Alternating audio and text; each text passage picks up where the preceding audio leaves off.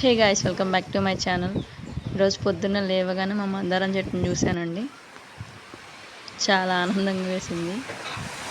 చూసారుగా ఎలా పూసాయో, full red colour. ఒక 10 to 15 వరకు పూసాయి. ఇది నాటి ఒక ఆల్మోస్ట్ 2 years అవుతుంది. అప్పటి నుంచి కాస్తూనే ఉంది.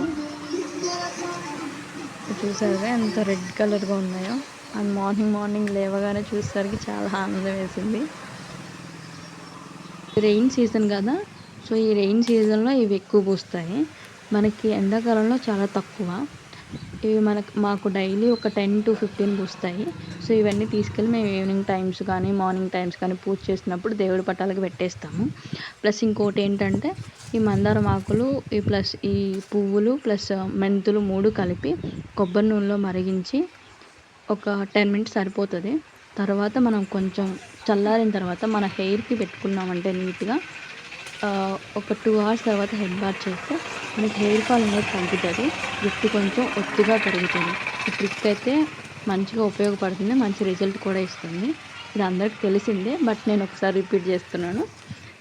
అండ్ ఈ పూలన్నీ కోసేసాను.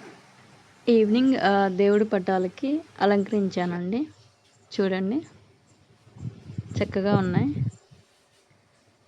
చక్కగా పూలు పెట్టి పూజ చేస్తే మనకు మనశ్శాంతిగా ఉంటుంది. అండ్ మీకు ఈ వీడియో నచ్చితే లైక్ చేయండి, షేర్ చేయండి అండ్ కామెంట్ కూడా చేయండి.